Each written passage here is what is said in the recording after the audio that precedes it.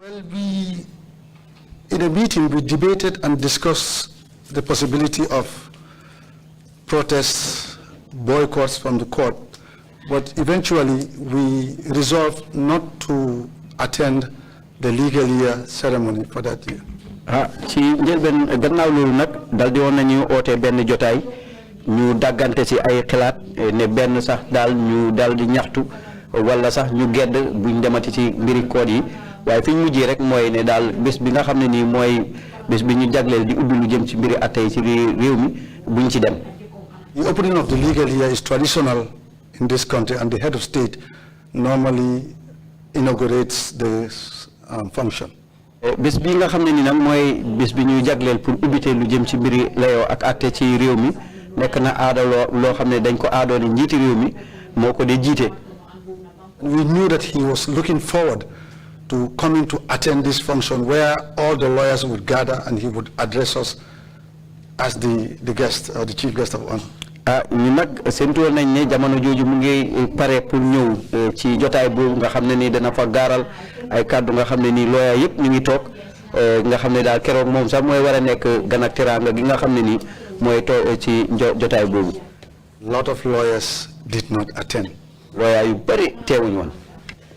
I recall I was just newly called in the bar, and I also did not attend. Yes. I can imagine his disappointment that the lawyers have boycotted this important event.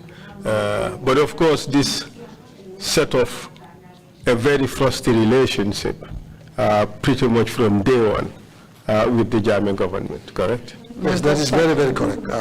From then onwards, for Jame, lawyers were the enemy. He did not want to have anything to do with lawyers. He had no respect for lawyers in any way in which he could get to the lawyers or through the clients to get through to the lawyers. He did. jamono boobu nag nekk na loo xam ne ni daal yaa jàmme sax mu jéegi ni mu gisee mbir mi mooy lawyer yi daal ñooy ay noonam. We would get into some of these examples in order to really buttress the point. dinañ ñëw ci yenn ci misaal yooyu ndax ñu mën a gën a leeral mbir yi. In the first 10 years of the Jammeh government, we have seen that he has attacked quite a number of institutions and personalities, all aimed at one objective, which is to entrench himself in power. First, he started with the politicians by outlawing them and detaining or imprisoning them. And then onto the journalists by attacking and killing and burning their newspaper houses and so forth. And then attacking students, keeping them silent and so forth, ensuring that there's no demonstrations in this country. How did the lawyers feature in these attacks by Jammeh that were all aimed at keeping everybody quiet and keeping everybody compliant to his wishes? seetlu nañ ne fukki atam yu njëkk yi nga xam ne gannaaw bu mu jëlee réew mi pare commencé na nag di song bérébu liggéeyukaay yi commencé ko ci ñi nga xam ne ay politiciens lañ ñi nga xam ne ay taskati xibaar lañ ak ñi nga xam ne sax ay taalibi lañ di leen def ay mbir yoo xam ne daal di la leen mën a xoxatal ba nga xam ne ñoom duñ mën a ekkati seen benn kàddu boo xam ne dafa war a ŋàññe moom lépp loo xam ne moom laa def yéen looyee nag jamono boobu naka ngeen gisee woon loolu. naka la jëflanteeg lawyer yi ci jamono yooyu. Well, he did not spare us either. If I remember correctly, the magistrate who was presiding over the case in which he was asked not to come into court with his pistol, Mr. Suleiman Bajili, was one of the first casualties. bàyyiwutoon ñu tamit ndax su buñ fàttale ko magistrate Suleiman Bajili mi nga xam ne nii moo njëkkoon a joxe nag li nga xam ne nii mu ngi jëm ci ndigal boobu leen ñu génne woon waxoon ko dina génn ci jamono bi mu àndoon ak pistulam bi mooy ki nga xam ne nii moom la njëkk a jëflante. What happened to him? lu ko daloon. Well, he was, although he was retired, but it's in effect a termination of his position on the bench. jamono boobu sax day dem na bi liggéeyam noppaleku waaye nag mujjee gi dafa dañ ko jël mel ni comme dañ ko dàq ci ndampaay yi nga xam ne yëpp waroon na koo jot ci lañ ko dàq.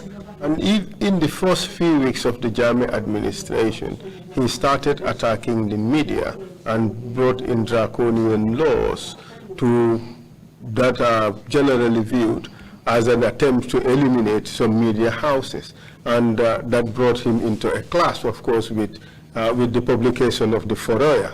And magistrate that dealt with the case also became a casualty. Do you recall that? That was the Boriture case, I believe.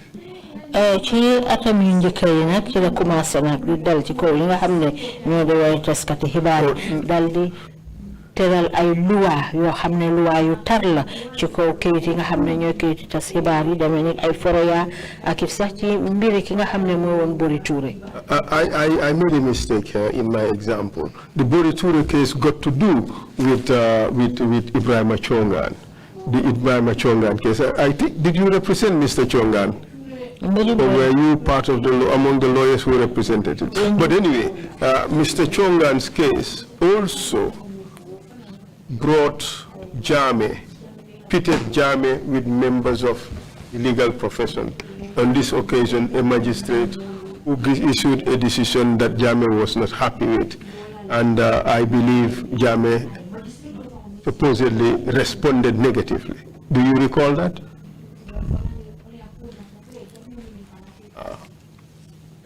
Can I go on? Okay. Harama lapato ko chola. Dama juumon ci example bi ma wone. I don't know how to say example in Wolof. Misal. I made dama juumon ci misal bi ma joxe won. Bi li ma bëggoon a wax mooy Boriture ci keesi ñoom Ibrahima Chongan bi joxe woon na décision boo xam ne neexutoon nguur gi donc ci dooriñ bi rek ci commencement bi rek loolu isi na problème diggante Jammeh ak ñi nga xam ne ñu ngi liggéey ci liggéey loi so bii yoon mooy Boriture defoon loo xam ne neexutoon Jammeh am nu mu doxalee. Do you recall that incident? I do not recall exact details of the case or which case it was, but I'm aware, and I was going to cite to you that as an example, the sacking of magistrates, including Boriture, Yukase Dabo, B.Y. Kamara, and other senior judges. Magistrates magistrates were transferred in the middle of cases. Magistrates who delivered judgments and ruling unfavorable to Jammeh, I would say, were dismissed, and magistrates had to leave because their tenure was made unbearable. They could not continue sitting. mënuma fàttaliku nag di yëpp rek ci mbiri layoo boobu noonu waaye li ci mënti xew rek bokk na nag mu joxe santion ci turi magistrat yooyu nga xam ne ni tudd na leen boole ci ñoom Boriture ak B.Y. Kamara ñëpp mu daloon seen kaw ci jamono bi nga xam ne daal mu ngi leen ay gisee ci yeneen yoon woo xam ne nii neexut ko. And this trend continued all through the years until Ami Bensouda became president of the Gambia Bar Association. Nag dañu continuer ci at yi ci topp yëpp ba jamono ji nga xamee ne Ami Bensouda ñëw na nekk président ci mbootaay lawyer yi. Yes, that is so. During the years before Mrs. Bensouda's ascendancy to the presidency, the bar, tried as much as possible to have access to the president, to President Jammeh. We thought that if we saw him and could talk and dialogue and explain the raison d'etre, the reason why we exist as an association, that will help him understand our function better. jamono boobu nag balaa sax Ami Bensouda di nekk njiiti mbootaay lawyer yooyu sax day dal dinañ ñoon amoon jotaay yoo xam ne nii pour jéem a gisanteeg moom Jammeh leeral ko li nga xam ne nii mooy suñ taxawaay mbootaay lawyer yi bu ko defee nag boobaa danañu mën a dégg xam lan mooy suñ doxalin. We made many attempts to get audience with him. try nañ jéem nañ lu bëree bëri pour mën a gisanteeg moom. Until finally we were granted audience. We were asked to go and a date was given for us to visit. be benn jamono nag mujjantal gi la ñu tànnal ñu benn bés boo xam ne nii mën nañoo gisanteeg moom. Do you recall which year that was? fàttaliku nga ban at la woon. I definitely don't remember the date. Proceed, please. And then what happened? Yes, selected members were chosen to go.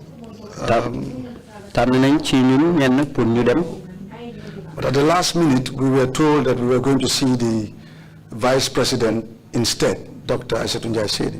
waaye nag mujjee gi sax wax nañu ne daal duñ ko mën a gis ki topp ci moom di soxna si Vice President Dr. Aissatou Njie Sedi moom lañ mën a gis. She had just concluded chairing a meeting of the what's it called again? National Security Council. Yes, National Security Council. fekk rek jeexal na nag benn jotaay boo xam ne nii moo ko doon jiite di jotaay penc mi nga xam ne ñoo saytu lu jëm ci wàlli kaaraange réew mi National Security Council. And she invited the respective heads of the different security forces to be present in that meeting. ci tamit nag nga xam ne nii nag kilifa yi nga xam ne nii ñoo jiite buntu yi saytu wàlli kaaraange pour ñu teew ci jotaay boobu. Was that expected by the representatives of the bar? ñi nga xam ne ñoo fa teewaloon looy nag te demoon pour gise ak ñoom loolu séntu woon nañ ko. We were shocked. daf ñu bettoon lool. But we had no choice in the matter. We were there already. waaye nag amul luñ ci jël ak lu ñuy bàyyi ndax boobu teew nañ ba pare. I remember Mr. Uncle Fafa Mbaye was there. He encouraged us to just have the meeting. fàttaliku naa Uncle Fafa Mbaye mu ngi fa woon ci la ñu xettal rek ne ñu toog ci jotaay bi. One point they kept making in the meeting was that how come the lawyers were against the government?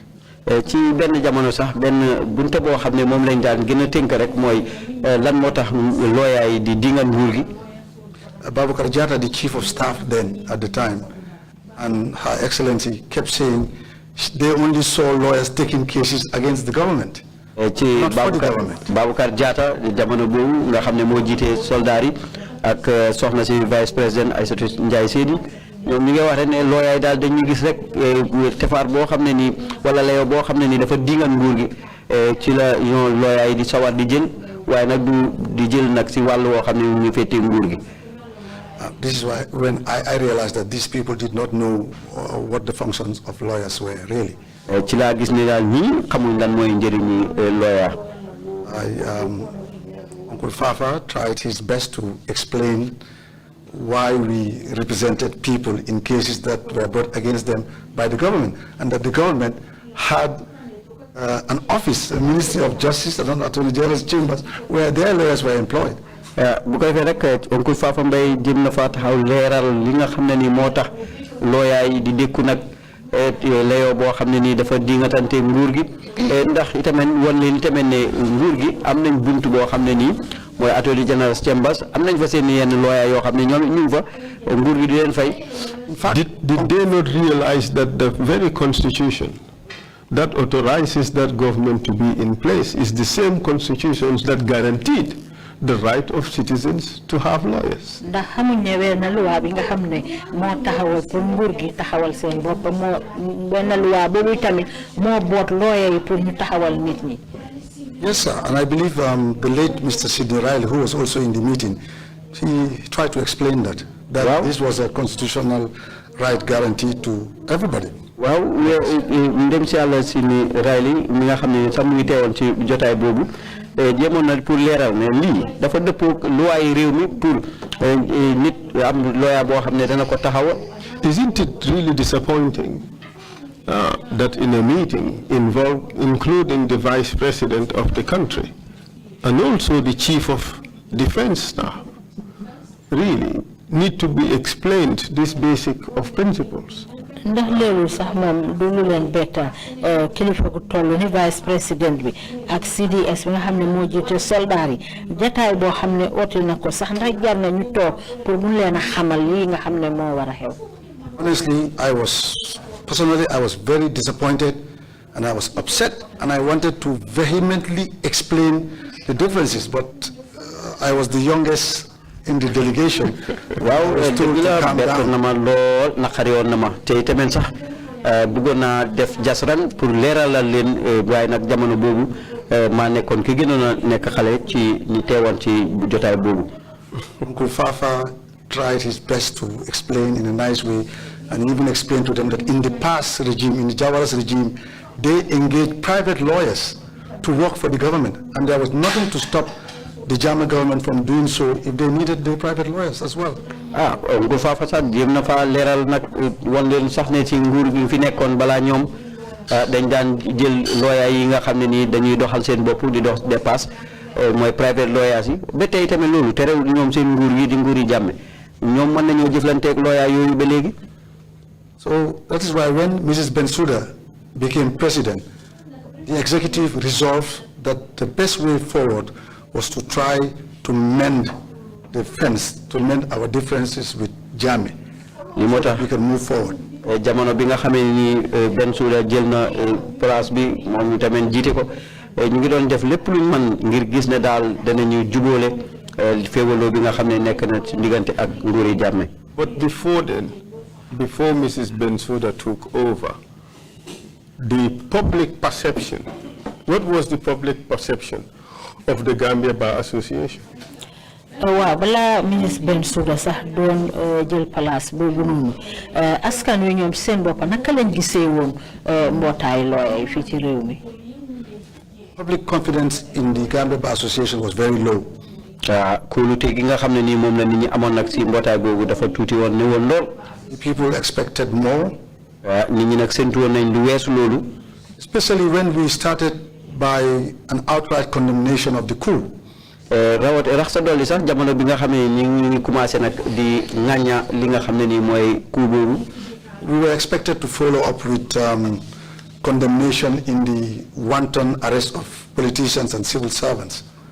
ñu ngi séntu woon sax ne danañu continuer di ŋàññi nag li nga xam ne mooy dal gi nga xam ne ñu ngi ko dal ak di jàpp ñi nga xam ne ay politiciens lañ.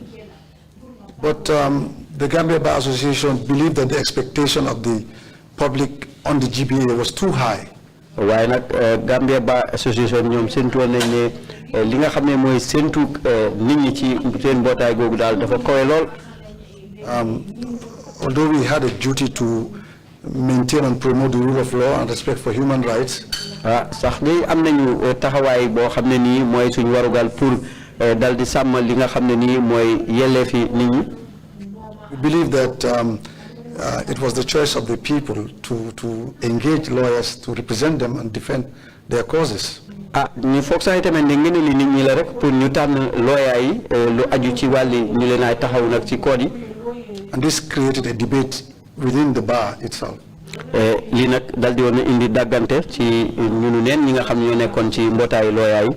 Of how far we should go out and decry the actions of the government. Ci gan anam la ñoo dem ak fu ñu war a toll di naqaru li nga xam ne ni mooy taxawaayu nguur gi. So as such, when Mrs. Bensouda took over the presidency of the GBA, the decision was to make a rapprochement to the government to try to mend fences. Correct? Léegi nag bi nga xamee ne Ami Bensouda nag jël na nekk na président mbootaay lawyer yi ci leen jàll di jël na ay jéego yoo xam ne dinañ ci mën a sukkandiku seen diggante ak nguur gi. Yes, that was among many objectives. Mrs. Bensouda reorganized, restructured the GBA, gave it a new look, a vamp going forward. Loolu bokk na nag ci yenn tànneef yu bari yoo xam ne ni taxaw nañ ko ci bunte mbootaay googu moo nekkoon ma Miss Bensouda jagalaat mbootaay gi taxawaayam. And this is why the executive resolved that going forward we needed to mend fences with the executive so we could restore public confidence in the GBA. Lii nag moo taxoon sax ñu jiite woon suñ mbootaay gi ñu ne daal kon foog si ñu indi juboo suñ diggante nguur gi bu ko defee danañ delloo yaakaar ak kóolute gi nga xam ne ni moom la nit ñi amoon ci ñun. We did not even have an office of the GBA before Mrs. Bensouda took office, and we were obliged to have our meetings in the court premises. Jamono boobu sax amuñu woon suñu office ab bopp bala Mrs. Bensouda di jël mu jéegi sax niñ daan def rek mooy foog si rek ñu dem di am suñ jotaay ci biir court yi. And we all know that some of the measures she took were very successful, but were the relationships between the GBA lawyers and government were they mended? ñun nag gis nañ ne li nga xam ne moo di jéego yooyu nga xam ne moom lañ jëloon ci diggante bi antu woon na li nga laajte kay mooy ndax diggante nguur gi ak lawyer yi seen diggante ba taxoon na ca mujjanteel ba. In my opinion, as far as Jammeh is concerned, there was no mending of fence. ci suma gis-gis daal ndegem daal ñu ngi wax mbiri yaa Jammeh amutoon dara loo xam ne nii jubale amoon na ci. In your statement, you said this: the former president considered the bar as his sworn enemy. Those are strong words, Mr. Tambaidou. ci sa kàddu yi nga wax fii day wax nga ne président Jammeh moom ni mu gisee woon looy rek mooy ay noonam lañ loolu day kàddu gu dëgër la de. It was that bad. noonu la bonee woon. Well, yes, like I said, from the onset we condemned the coup. And then coincidentally, the leader of the opposition party, the UDP, the main opposition party, UDP, Mr. Usainu Dabo, was a lawyer. And this enraged Jammeh.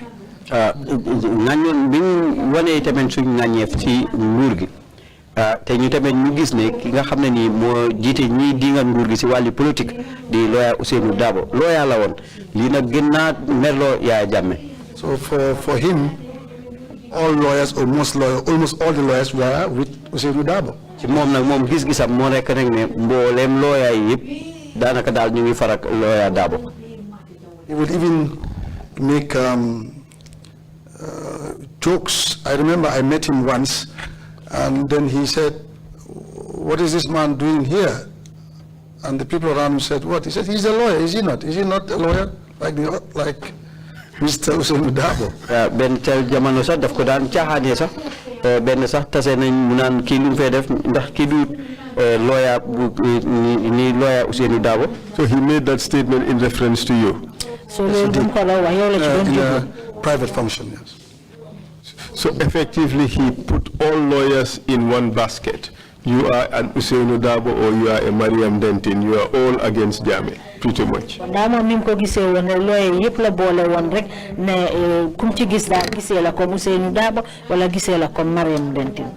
Yes, he tried his best to belittle lawyers. I don't know whether you remember, he did come to national television and said that he knew the criminal code more than any other lawyer in the Gambia. It was like the knowledge we claim to have was something he had better than us. Léegi day gis nañ sax def na lu munti mel pour not rek lawyer yi tuuti loo leen ndax léegi mu génn si télé réew mi di wax ne moom xam na sarta yi dëpp mbiri tefaar bu ñaaw moo ko gën a xam mboolem lawyer di wone rek ne daal ñun suñ njàng ak suñ xam-xam fi mu toll ci mbir yooyu noonu daal du loo xam ak nax saay la rek. He had the audacity to say that. moom am na fiti taxaw wax loolu. He did say that. I saw him say this on national television. Waaw am na ko fitam ndax man gis naa ko ci télé bi mu koy wax. Interesting. But soon after Mrs. Bensouda, you became president of the Gambia Bar Association. Léegi gannaaw bu Mrs. Bensouda jeexalee na yow nga ñu nekk président ci mbootaayu lawyer yi. Yes, in January 2010. Waaw ci weeru January atum 2010. How would you describe the relationship between the bar and Jammeh during your tenure as president? Yow jamono bi nga nekk président mbootaayu lawyer yi naka nga gisee woon nag diggante lawyer yi ak Jammeh? I think at the time I thought this is most unfortunate for me because it seemed the breakdown of the relationship escalated. Lii de mooy ñàkk sans nag ndax jamono boobu noonu ci laa gis ne sax jafe-jafe bi ci la gën a yokk. There was so many arrests of lawyers and dismissal of judicial officers. am na yenn jàpp yu bari yoo xam ne nii am na ko di jàpp ay lawyer ak di dàq ñoo xam ne nii ñu ngi liggéey ci bunti court bi. And on each occasion the bar had to take a stance. We had to protest.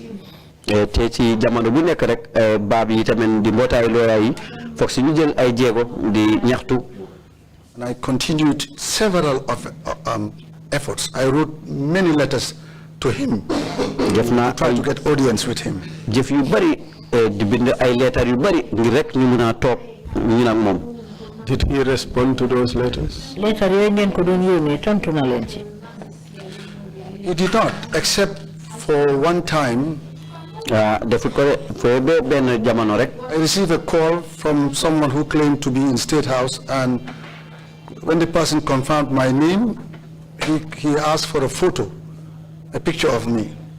benn jamono nag jot naa téléphone boo xam ne nii boroomam mu ne mu ngi jóge ko State House te tamit nag mu ma doon laaj nataal boo xam ne nii bu ndax pour suma bos. And he asked me to provide the list of the people who were to visit to see the president. ci la ma wax nag ne naa bind limi ñi nga xam ne nii ñoo war a toog ak seq jotaay ak président bi. I gave him 5 names. ma jox ko juróomi tur. He promised to call back. mu digge ne daal dana téléphonaat. I received a call from this gentleman. ma jotaat téléphone koolaat beneen call laa jotaat ci kii.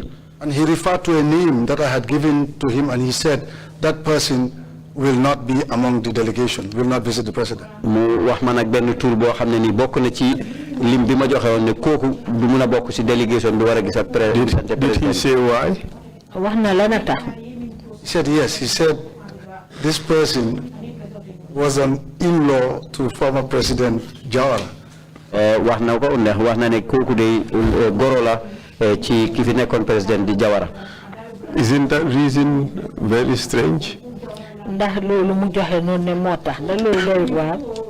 It was very, very strange. I don't know what the visit of the GBA had anything to do with Jawara or him. It was not personal. It was not political. nekk na lu doy waar de ndax xaw ma daal nga nag GBA ci président bi lan la war a am lu mu jëf ak mbiri Jawara ndax du jëfi politique. What was even more strange was the request for your photograph. li ci gën a doy waar sax mooy li mu laajte ne nañ ko jox sa nataal. Did you provide it? joxe woon nga nataal. I did provide it. In fact, at the time, I wondered what the reason was for. But as long as we were going to be able to see him, I did comply. I sent a photo. yónnee naa ko nataal bi jamono boobu sax man jaaxle woon naa xam nataal boobu pour lan la woon waaye ndegem pour ñu gisanteeg moom rek jaroon na ko ma yónnee ko nataal bi. They just had to consult the Daily Observer, and they'll get many tons of photographs of lawyers in Tambaidou. We were always on the papers. mënoon nañoo jokkoo rek ak kayiti xibaar Daily Observer dinañ fa doon mun a am joori nataali Sirif Tambaidou ndaxte jamono bu ñu nekk jamono boobu saa yu nekk yaa ngi ci biir kayiti xibaar. In the end, the visit never happened. I got a call 2 days later to say the president will not see us, that I should go and see the Minister of Justice. ci mujjeental gi daal I didn't get that one, please. ci diggante bi daal ut gisee ak président mënutoon a antu ndaxte dañ ko ne na dem gisee ak Minister of Justice. In 15 years, 1997, when Jammeh became president, fukki at juróom gannaaw loolu 1997 jamono ji Jammeh nekkee président. or let's say until 2010, that is 14 years, when you became president of the Gambia Bar Association. Can you tell us how many times the Gambia Bar Association formally met with the president? wala sax boog ba atum 2010 jamono ji nga xam ne yaa nekk président Gambia Bar Association ndax duñ ñu mën a wax ñaata yoon jamono jooju ci la mbootaay lawyer yi gisee ak président Jammeh. My recollection is once. li ma mën a fàttaliku wala benn yoon la. Is that a good record? ndax loolu moom lu war la. I believe this was in 94. yaakaar naa lii 94 la woon. Under the presidency of Surahata Jane, I believe they met him. ci njiitalu Surahata Jane yaakaar naa tejee woon na ñoom moom. Is that a good record? ndax loolu seen diggante ak moom loolu du baax la. Well, in this case, it will not be a good record because we tried several times to meet with him. So it's not a good record that it was torn down, but it's in a functioning democratic society, I think there's little need for the GBA to meet with the president. ci fànn gi de du toon lu baax waaye nag yaakaar naa ci nguur goo xam ne nguur gu yëwén la GBA foog si rek ñuy daan am ay jotaay ak président bi. But the relationship between the bar and the executive was bad. But there was also another very toxic relationship between the bar and some members of the bench. Can you talk about that? I have in mind Justice Paul when he was in Gambia at around 2005 onwards. What could you say about that? ko jokko mi nekkoon ci diggante lawyer yi ak ñi nga xam ne ñu woon jiitu réew mi rattaxutoon ak naka noonu tamit lawyer yi ak ñi nga xam ne ñoo nekk ñoo wax bench jamonoy Justice Paul atum 2005 di ñu mën a wax dara ci loolu. At the onset, I said that one of the objectives of the Gambia Bar Association was to ensure the independence of the judiciary and the rule of law, observance of the rule of law.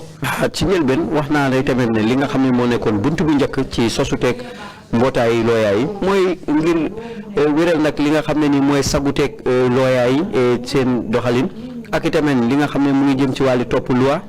The GBA did not take kindly to any form of interference. GBA di mbootaay looyaa yi nag maslaawuñ dara lu jëm ci wàllu dugal loxo. On judicial officers or members of the bench. ci wàllu ñi nga xam ne ni ñooy liggéey ci bunti àtte bi daal. Justice Paul was seen as one doing the bidding of the executive. Justice Paul nag mu ñu gis nañ ne nekk na ki nga xam ne ni daal mooy nangul nag lu jëm ci wàllu nguur gi. So a way to fight that was to confront the said Justice Paul. lii nag pour xeex loolu moo nekkoon rek dal di toog ak moom wax ko laaj ko. So we resolved as a bar to take certain steps, that is to boycott the courts of Justice Paul. ñun nag ci la ñu ànd pour nag faj loolu ñun nangotoo ñun ñëpp pour nag di gedd mboolem court boo xam ne ni mu ngi ci kanam Justice Paul. We also wrote to the Nigerian Bar Association to complain about Justice Paul and I think, well, at the time, it was not Justice Fakbele, who was at the Aegis Chambers. We wrote to the NBA to bind nañ ñi tamit ci mbootaayu looyaay Nigeria yi pour àggale rek suñ tawat lu jëm ci mbiri Justice Paul ak itamit ci Fakbele moom itamit.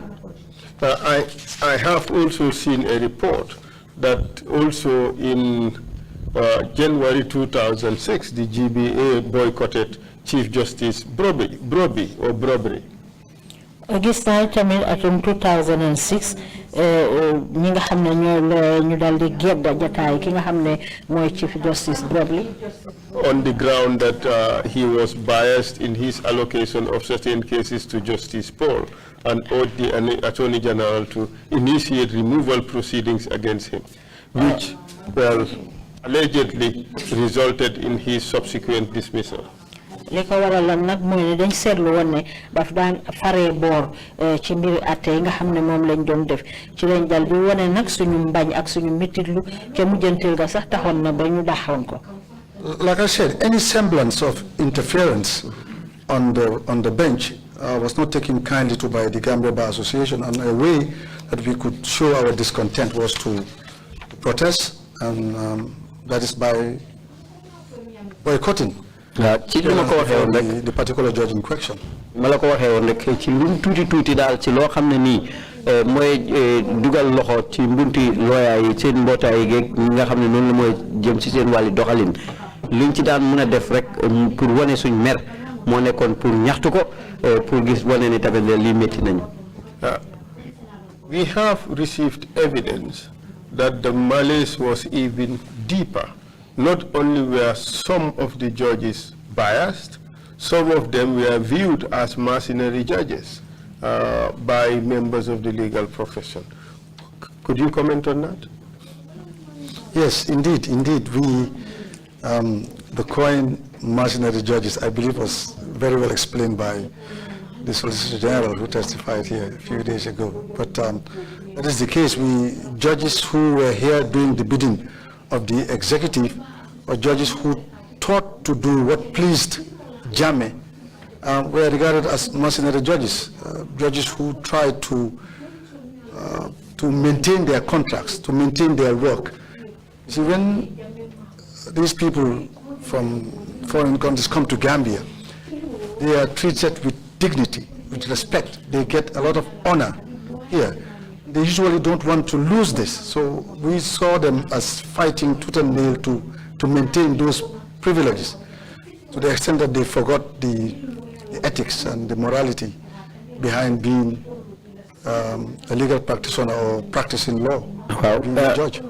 Judge yi nga xam ne nii dañ leen a fay pour nag ñuy jéem a doxal li nga xam ne nii loolu la nguur gi bëgg ñu xamee ko mercenary judges yi yaakaar naa fànn boobu noonu solliciteur général bi waxtaanoon na ci lu yaatu ci jamono bi mu fi teewoon di Marena waaye nag li nga xam ne nii mu ngi jëm ci mbir yooyu lenn nag lañ ci jéem a seetlu ñi nga xam ne tamit ñoo nekkoon fii tey gis ne lépp loo xam ne loolu la nguur gi santaane ñu def ko ñooñu tamit dañ leen daa gisee rek ne mercenary judge lañ tey ñi nga xam ne ñooy daan jóge ko bitim réew ñëw fii di liggéey ci buntu boobu dañ leen daan jox cër ak teraanga danañ def lépp luñ mën pour gis ne daal cër ak teraanga boobu noonu dana continuer ñu koy bànneexu fii kon nag boobaa da nga gis ne daal dañ daan def loo xam ne nii rek daal bi mujjee fàtte sax li nga xam ne nii moo nekk seen taxawaay ci seen buntu liggéey. We have received testimony also from the former Solicitor General, Mr. Marena, suggesting that the forms of contracts and the technical assistance arrangements we had with the government of Nigeria were such that the government had little authority in vetting who was sent to Gambia, to the extent that some of the judges who came here were of very poor quality. What can you say about the quality of some of the judges that we had, without mentioning names, of course? Ki nga xam ne mooy Marena wax na fi lu aju ci anam yi nga xam ne noonu lañ daan joxe contrat yi ak ñi nga xam ne ñooy waa Nigeria yi daan jógee Nigeria pour ñëw fi ne nguur gi amuñ woon benn kàddu ci pour tànn ñan ñooy ñi nga xam ne ñoo fi war a ñëw mbir yooyu nag yow lan nga ñu ci mën a leeralal ci seen wàlli xam ñu ci bari sax dañoo ñëw te duñ mun seen liggéey wala duñ am xam-xam bu bari ci wàlli liggéey bi loo mën a wax ci loolu ci seen mbiri xam-xam. Yes, in answering to your question, I must state that we have had many judges on technical assistance from our sister countries, Sierra Leone, Ghana, Nigeria, who have excelled, whose quality have contributed immensely to the development of our jurisprudence. Pour tontu sa laajte bi jamono boobu noonu danañ daan am ay jooj yoo xam ne nii ñu ngi ñëw pour dal di ñu dimbale rek jóge ko Sierra Leone, Ghana ak Nigeria tey tamit nag màccoon nañ lool si seen liggéey tey tamit def nañ ndollal bu yaatu ci mbiri atte bi fii ci réew mi. Quality of the judges went down during Jammeh's era. Màcc ak jooj yooyu noonu nag commencé na di wàcc ci jamono nguur Yaya Jammeh. Because we know of people who were appointed as judges here who sat as magistrates in the countries they came from. am nañ fi ay jooj yoo xam ne nii fii bi ñu fi ñëwee dañ leen fal jox leen maqaama jooj te réew mañ jógee ko ay magistrate lañ magistrate nag mooy attekat yi ci buntu bu njëkk bi. We are also aware of people who served as registrars in the magistrates courts in Nigeria who were brought here and made first-class magistrates, appointed as first-class magistrates. Gis nañ ñoo xam ne itamit ay registrar lañ ñooy ñi nga xam ne nii ñooy dékku yenn layoo yi ca réew ma nga xam ne moom lañ jógee ko di Nigeria waaye bu ñëwee fii ñu jox leen first-class magistrate. I have seen magistrates who I did not believe passed the bar. Gis naa ay magistrate yoo xam ne nii gëm naa ne rombuñ li nga xam ne nii moom lañ sàkkoon ci mbootaay looyoo di baa bi. And that is very serious, isn't it, Mr. Tambaidou? Oh, that is very, very serious because they were here learning on the job. And we have a situation where there was a Chief Justice who controlled the number of magistrates, and the word was, I cannot verify it, that their judgments, he wrote the judgments, or he gave advice as to how the judgments were to be written. Dal loolu doy na waar ndax am na yenn magistrate yoo xam ne nii ñu ngi fi woon ki nga xam ne moo nekkoon Chief Justice dal dina gis ne daal doy lu wutoon sax li nga xam ne ni noonu lañ daan dogale seen atte wala sax moom moo leen daan digal ni ñu dogale seen atte wala ni ñu koy bindee.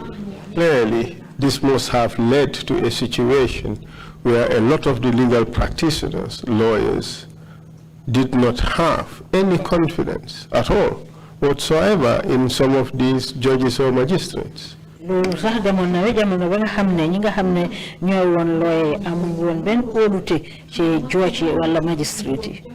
That is true, sir. In fact, I like I said in my statement, in some cases you had to be bold enough to tell the clients that you were representing that you will not get justice in this court because this magistrate does not have a clue what he's doing, or you are going to be sent away. You're going down.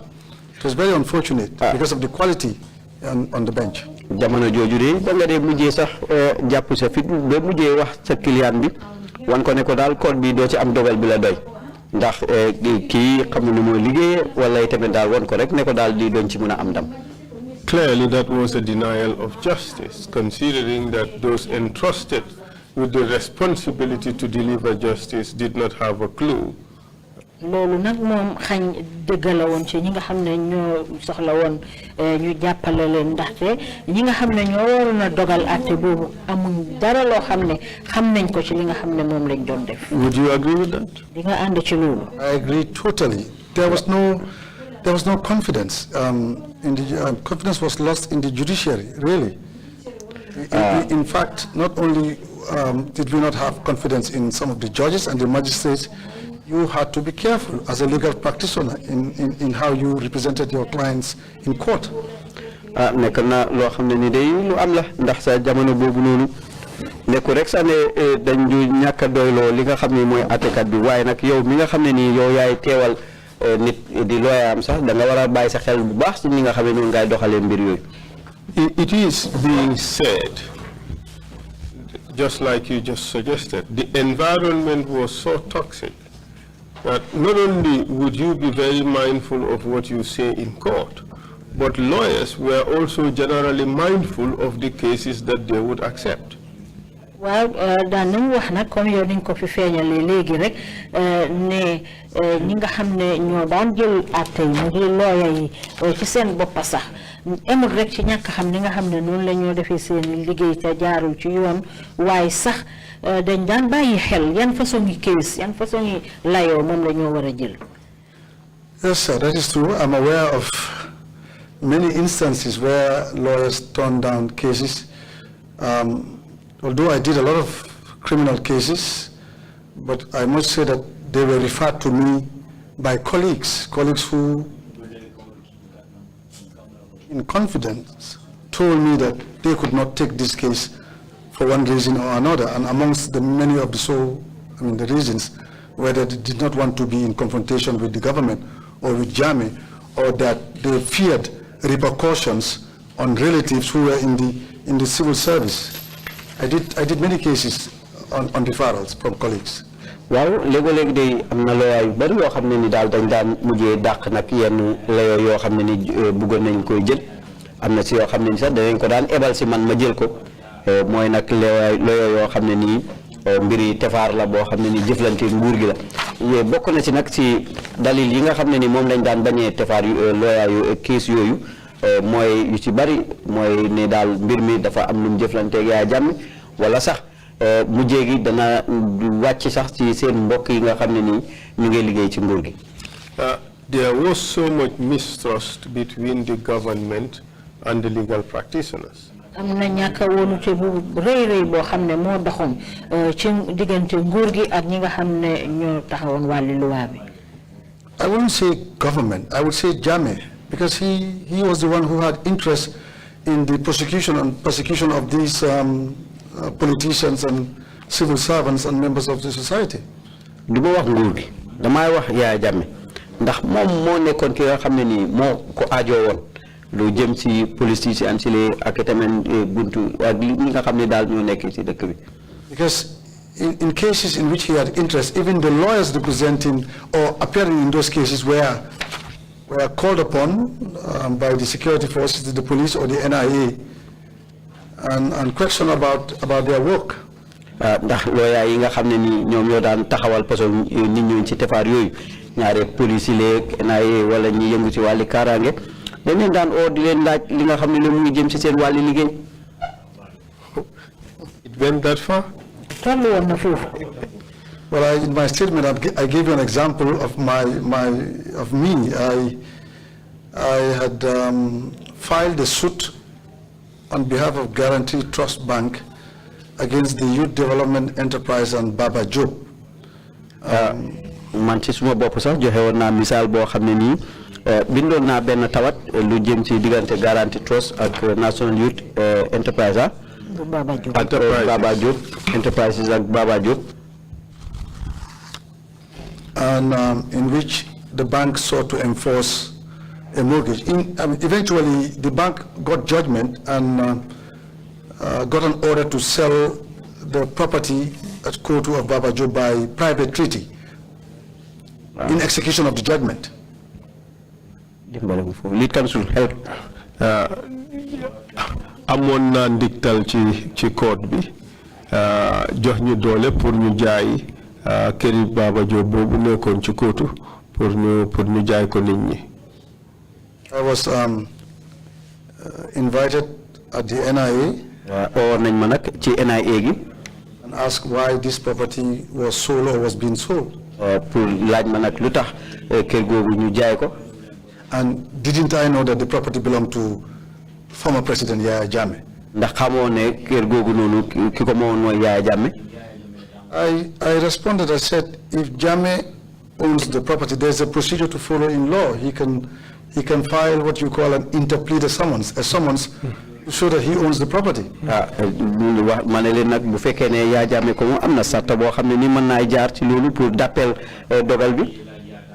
I remember the Director General's response to me was, do you think if this was Togo, you will do this? In Togo, the president has the power to choose whichever property he wants. That was his response to me. Director General bina jamono bobu lima waxon rek mo nek ne da nga foyde li bu nekkon Togo dana demeni Togo president bi amna doole tan kel gu neex. And he told me he was going to arrest the judge who made the judgment and order. Ci la ma wax nak ne dana japp nak judge bi nga xamne ni mo joxe dogal bobu. I was also summoned over the same issue at the Banjul police station. Police station. And interviewed over the same subject matter. And like I told you in my statement, amongst the people interviewing me, I realized the presence of a court interpreter.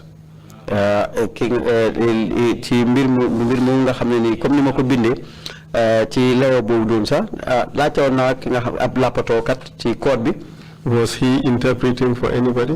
Or was he doing something else? I later realized that he was part of the panel questioning me. And I later realized that he was a spy. He worked for the NIA, but he doubled up as a court interpreter in the High Court. That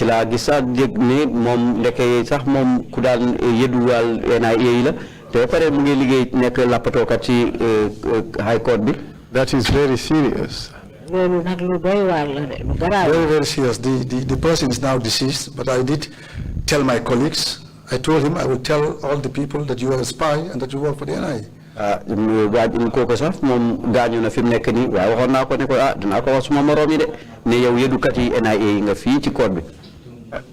end of the day, how did that matter end, the YDE issue, that the land issue, the Baba Job land at Koto, how did the matter end?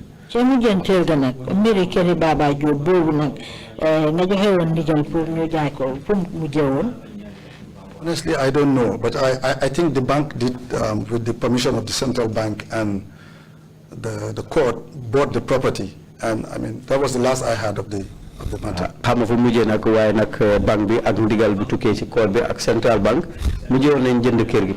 aware of other colleagues who were arrested and detained for appearing in cases in which Jammeh had interest in.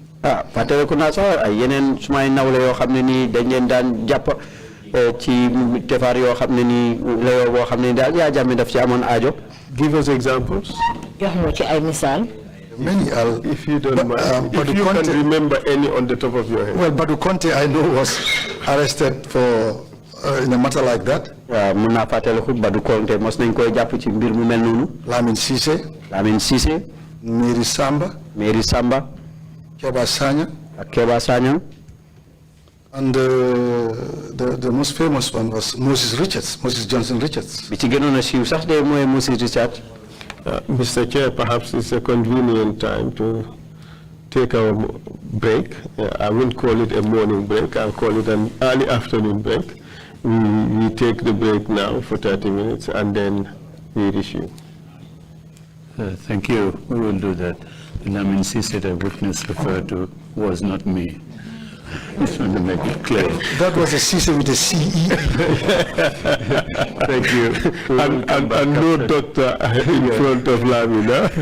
After coffee break, 12:30, we resume. Thank you very much. Meeting's adjourned.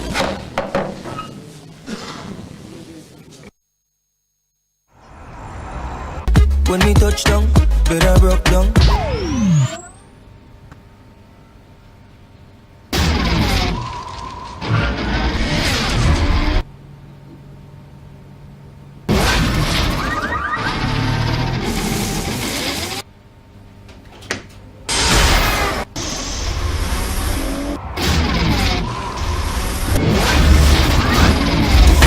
Gamtel G-Fiber, now you can enjoy super fast internet in gigabytes. G-Fiber is affordable, stable, secured, and accessible to homes, businesses, and enterprises. With Gamtel G-Fiber, the future is speed.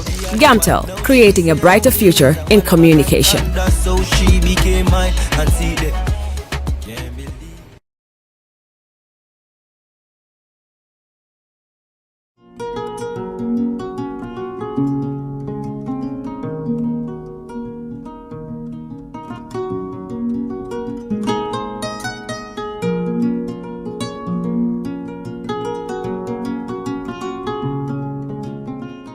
For all your pastry, bakery, and quality food, CK Restaurant is the only place to be. We do catering for birthdays, weddings, and all related services. We have all kinds of local foods, American, European, and even beyond.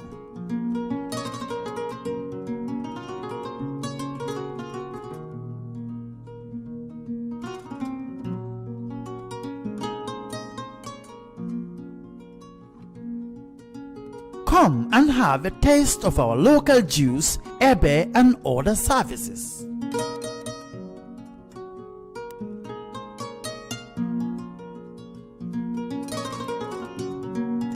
At CK Restaurant, customer satisfaction is our priority.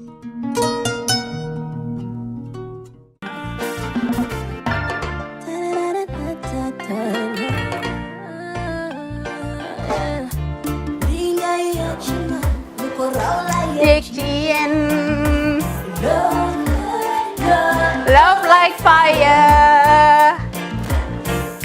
Wow.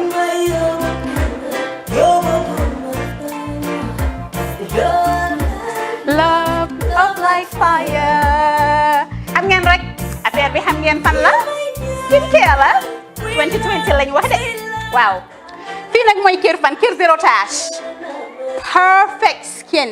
Skincare saa su ne rek niñ ko dee defee rek loo lañ soxlaati rek maanaam bu ngeen am problème ci seen skin yéen xam ngeen fan la fii ngeen di ñëw suma xarit yeeg am di jàmm yi nga xam ne taas daf lañ sonaloon xam nga doon xeesal ba la ka xum éneew ma lañ ko nag waaye just in case comme ni ko gars yi defee rek en cas just in case loolu xew xam ngeen fi ngeen di ñëw Skincare Plus si yu baax rek la ñoo dox nag ay baax rek fu ne la ñoo dem ci réew mi di lañ indi rek nag products yu baax du Paris du Italie du USA du fi mu nekk nii sax boole nañ ci nag Sweden fu nekk lañ leen a indi les products bu dee tamit nag da nga ñuul rek ñu lay jamaa natural beauty that melanin dripping we do have stuff for you as well emuñ si skincare products rek ñu ngi ci cuub yi tamit fu ne la ñoo jaar in fact sax last commercial bi ñu defoon waxuñ leen woon ne dañoo dox ci ay kawar 9A grade rek nag waaw we do have bundles as well hair si lu ne la ñoo dox ñun ñu ngi ci rafetal jigéen rek luy taaral jigéen rek waaw boo leen di tukki tamit bëggoon rek classic suitcase ñu dañoo dox ci ay Samsonite duñ dee indi any brand of suitcases though other than Samsonite comme li ma dee wax rek boo eggee airport diri Samsonite dafa am nuñ laa xoolee waaw ngeen ne lan nag waaw skin ci moom la ñu gën a xamee nag skin care products ci moom la ñu gën a xamee ñu ngi dox tamit bentee tamit si ay dàlla man waaye man nag skin care mooy suma specialty xam nga rek jigéen bu sa xar kanam réglé loo def mu jag am nañ Patricia Reiner Kiwi Eye the whole range Lighten Up Gold Tomatine I mean the list can just go on and on and on and on lépp loo xam ne rek luy taaral jigéen la ci yooyu rek la ñoo dox skin care plus nag emuñ si Gambia rek ñu nga United States ñu ngi Gambia fii ba pare bu dee yaa ngi anywhere in Europe mun nañ la ko mail within 3 days rek ñetti fan rek nga jot say diw emuñ si loolu rek dañ laa consult tamit balaa ñu laa jaay diw dinañ def a free consultation pour wax la rek exactly li nga xam ne moo méngoo ak sa kanam dinañ leen wax tamit ne rek am nañ perfumes you know fragrances men's shirts accessories we do dresses as well we do blouses I mean we do shoes name it we do them Skincare Plus 2020 is our year of perfection zero tax fi mu nekk nii réew mi fii kenn waratu fi tax kenn waratu fi am problème kanam kenn waratu fi am problème yi picca boo ko amee dafa fekk ne rek ñëwuloo ci place bi fii love like fire bring my yoboguma fine love like fire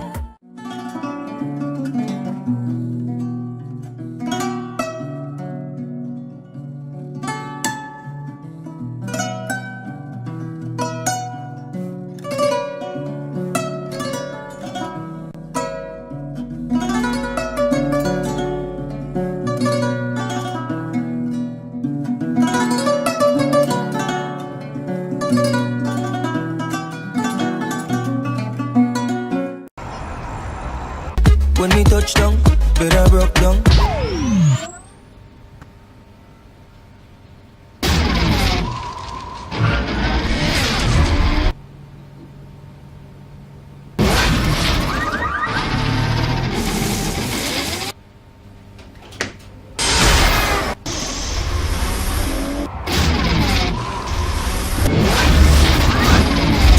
With Gamtel G-Fiber, now you can enjoy super fast internet in gigabytes. G-Fiber is affordable, stable, secured, and accessible to homes, businesses, and enterprises. With Gamtel G-Fiber, the future is speed.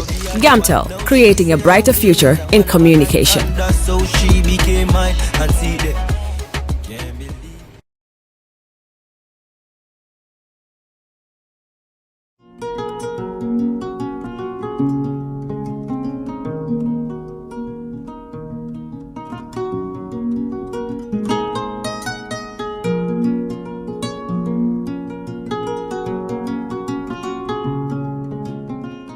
For all your pastry, bakery, and quality food, CK Restaurant is the only place to be.